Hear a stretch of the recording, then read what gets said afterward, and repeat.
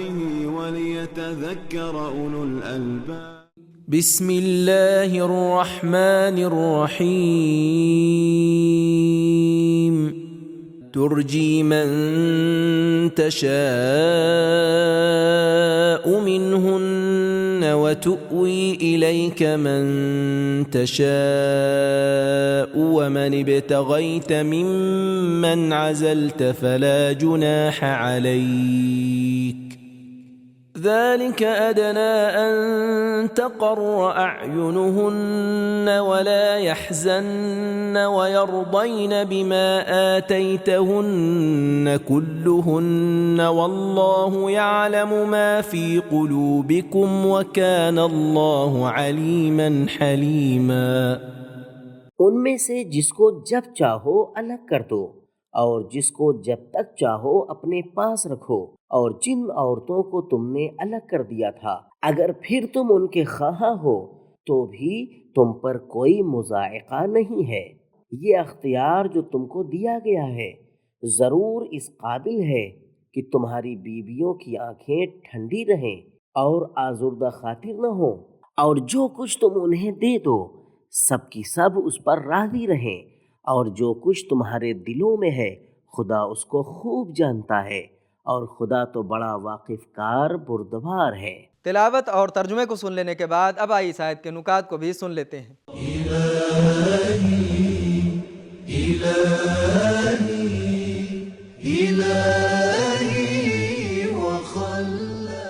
ترجی ارجا سے بنا ہے جس کا معنی ہے دیر کرنا، اور تؤوی ماوا سے بنا ہے جس کا معنی ہے جگہ اور مکان دینا. یہ دو کلمے طلاق دینے اور اپنے پاس رکھنے یا ازواج میں پہل اور بات کرنے کا کنایا ہے. ازواج کے درمیان عدالت برپا کرنا واجب ہے، لیکن پیغمبر اسلام صلی اللہ علیہ وآلہ وسلم کو بہت زیادہ مشکلات، دشمنوں سے جہاد اور سماج کے لیے کوشش کی وجہ سے اللہ کی جانب سے اس بات کی رخصت تھی کہ اپنی ازواج کی نوبت میں تبدیلی کر دیں. اس طرح کی ہر رات ایک زوجہ کے پاس رہنے کے بجائے ایک ہی زوجہ کے پاس مسلسل کئی راتوں تک رہیں، اور پھر اگلی کئی راتوں تک کسی ایک زوجہ کے پاس. کافی جلد نمبر 5 صفحہ نمبر 388 کی حدیث سے مستفاد. البتہ بعض مفسروں کا ماننا ہے کہ یہ آیت پیغمبر اسلام صلی اللہ علیہ وآلہ وسلم کے اپنی ازواج کے نفقے میں کمی یا زیادتی کرنے کے اختیار کے بارے میں ہے. نکات کو سن لینے کے بعد اب آئیے اس آیت میں موجودہ پیغامات کو بھی غور سے سنتے ہیں. كتاب أنزلناه إليك مبارك ليدبروا آياته نمبر 1، جن لوگوں کے کاندھوں پر بھاری ذمہ داریاں ہوں انہیں خاص اختیارات دینے چاہیے.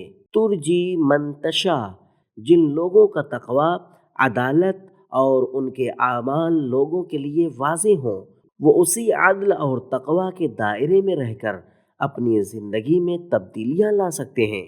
جس طرح پیغمبر اسلام صلی اللہ علیہ وآلہ وسلم کی ازواج ان کے رات گزارنے کے عادلانہ فیصلے کے بارے میں مطمئن تھیں. نمبر 2، پیغمبر کے اختیارات کا مطلب ازواج کے حق کو نظر انداز کرنا نہیں ہے. نمبر 3، زوجہ کی آنکھ دو چیزوں سے روشن ہوتی ہے، ایک تو غم کا نہ ہونا اور دوسرے دلی رضایت. نمبر 4، زوجہ کو صرف زندگی کے ابتدائی دنوں میں ہی راضی کرنا کافی نہیں ہے بلکہ ہمیشہ ہی راضی رکھنا چاہیے.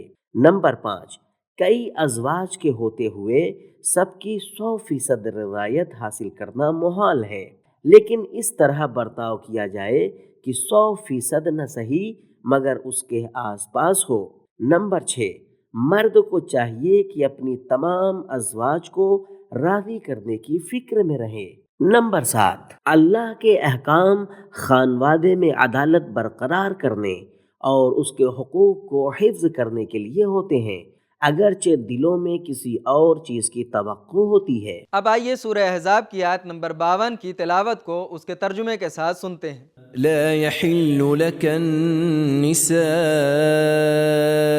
من بعد ولا أن تبدل بهن من أزواج ولو أعجبك حسنهن إلا ما ملكت يمينك وَكَانَ اللَّهُ عَلَى كُلِّ شَيْءٍ رَقِيبًا۔ اے رسول، اب ان نو کے بعد اور عورتیں تمہارے واسطے حلال نہیں، اور نہ یہ جائز ہے کہ ان کے بدلے ان میں سے کسی کو چھوڑ کر اور بیویاں کر لو، اگرچہ تم کو ان کا حسن کیسا ہی بھلا کیوں نہ معلوم ہو، مگر تمہاری کنیزیں اس کے بعد بھی جائز ہیں، اور خدا تو ہر چیز کا نگراں ہے۔ تلاوت اور ترجمے کو سن لینے کے بعد اب آئیے اس آیت میں موجود نقطے کو بھی سن لیتے ہیں۔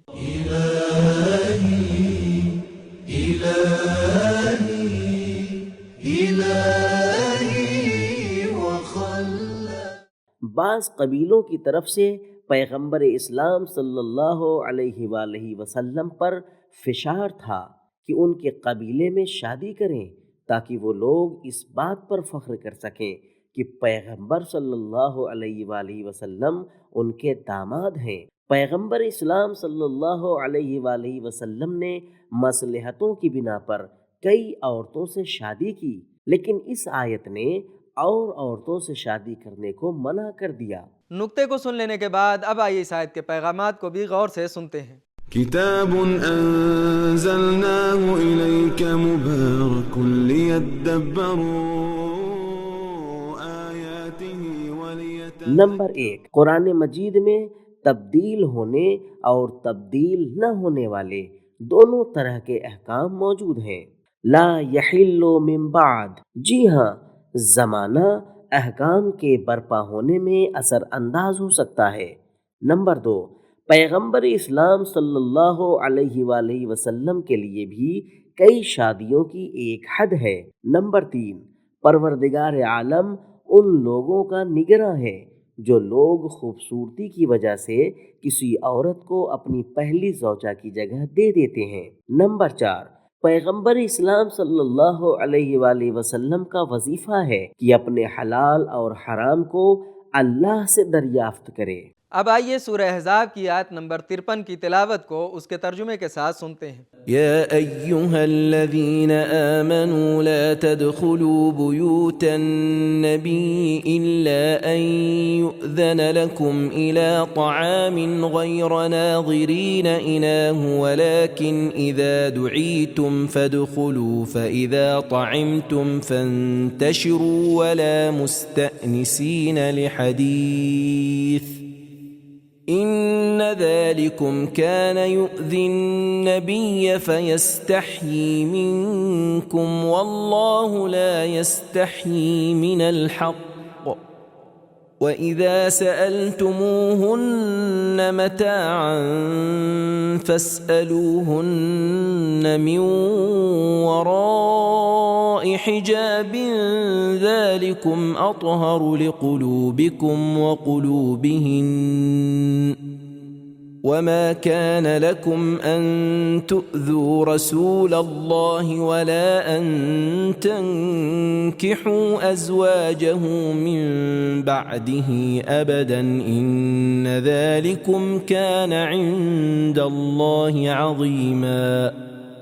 اے ایمانداروں، تم لوگ پیغمبر کے گھروں میں نہ جایا کرو مگر جب تم کو کھانے کے واسطے اندر آنے کی اجازت دی جائے، لیکن اس کے پکنے کا انتظار نبی کے گھر بیٹھ کر نہ کرو مگر جب تم کو بلایا جائے تو ٹھیک وقت پر جاؤ، پھر جب کھا چکو تو فوراً اپنی جگہ چلے جایا کرو اور باتوں میں نہ لگ جایا کرو، کیونکہ اس سے پیغمبر کو اذیت ہوتی ہے تو وہ تمہارا لحاظ کرتے ہیں، اور خدا تو ٹھیک ٹھیک کہنے سے چھپتا نہیں۔ اور جب پیغمبر کی بیویوں سے کچھ مانگنا ہو تو پردے کے باہر سے مانگا کرو، یہی تمہارے دلوں اور ان کے دلوں کے واسطے بہت صفائی کی بات ہے، اور تمہارے واسطے یہ جائز نہیں کہ رسول خدا کو کسی طرح اذیت دو، اور نہ یہ جائز ہے کہ تم اس کے بعد کبھی ان کی بیویوں سے نکاح کرو، بے شک یہ خدا کے نزدیک بڑا گناہ ہے۔ تلاوت اور ترجمے کو سن لینے کے بعد اب آئیے اس آیت کے نکات کو بھی سن لیتے ہیں۔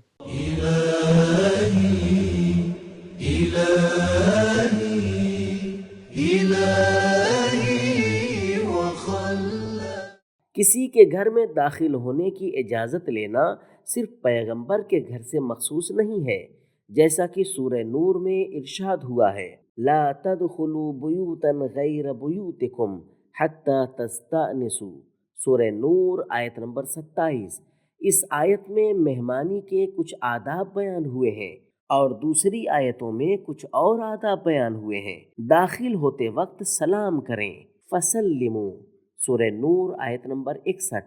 اگر داخل ہونے کی اجازت نہ ملے تو ناراض نہ ہوں اور واپس چلے جائیں۔ ان قیل لکم ارجعوا فارجعوا، سورہ نور آیت نمبر 28۔ پذیرائی اور مہمان نوازی اچھی کرنی چاہیے، خاص طور سے اس وقت جب دعوت دی ہو۔ جاء بعجل حنیذ، سورہ ہود آیت نمبر 69۔ دسترخوان مہمان کے پاس لے جائیں، مہمان کو دسترخوان کے پاس نہ بلائیں۔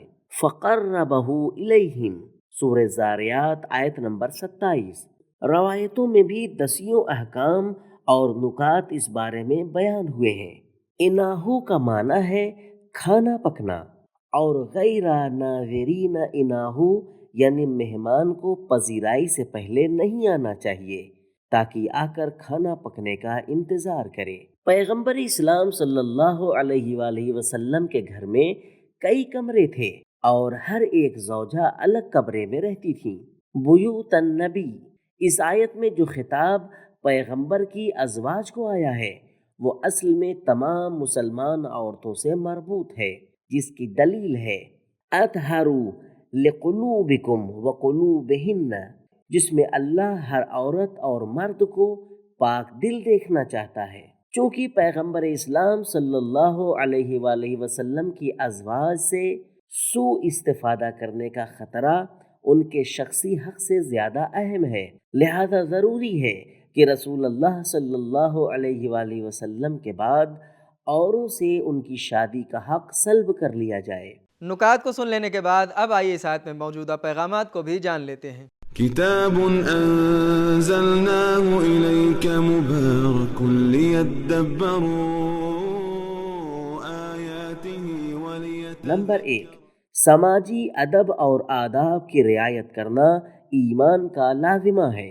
نمبر 2، گھر میں سکون کا حق ہونا ہر ایک کے لیے محترم ہے، خاص طور سے پیغمبر صلی اللہ علیہ وآلہ وسلم کے لیے۔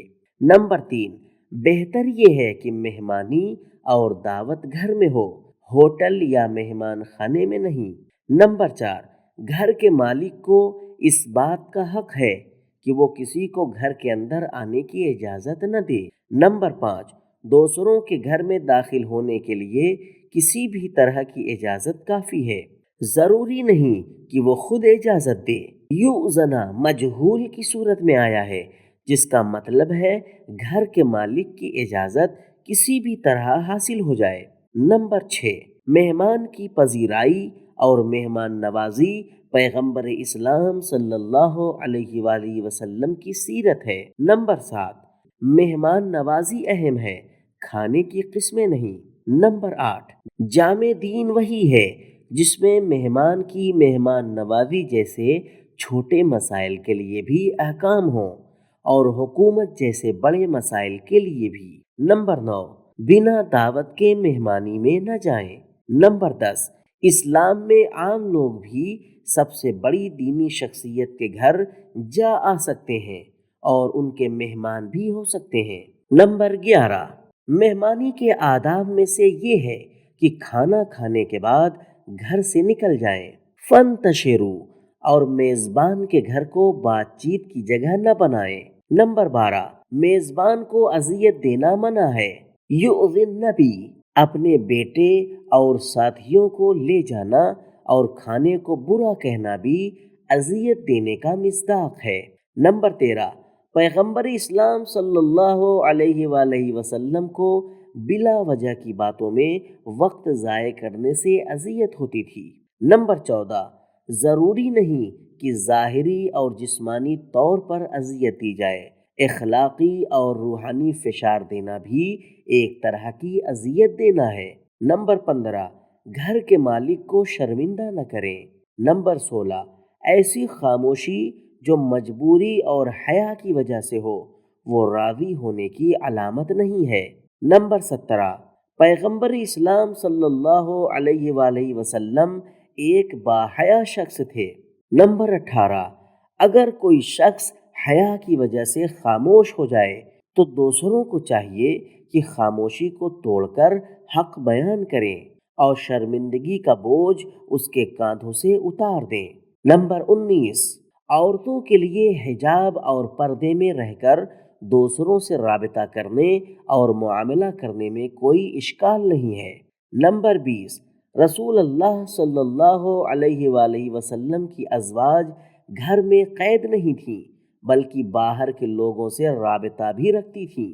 آج کے زمانے میں شاید کچھ لوگ ایسے بھی ہوں کہ اگر ان کی زوجہ سے ایک گلاس پانی بھی کوئی مانگ لے تو وہ ناراض ہو جائیں گے کہ میری زوجہ سے بات کیوں کی، لیکن قرآن مجید میں ارشاد ہے پردے میں رہ کر پیغمبر اسلام صلی اللہ علیہ وآلہ وسلم کی ازواج سے بھی کسی چیز کی درخواست کی جا سکتی ہے۔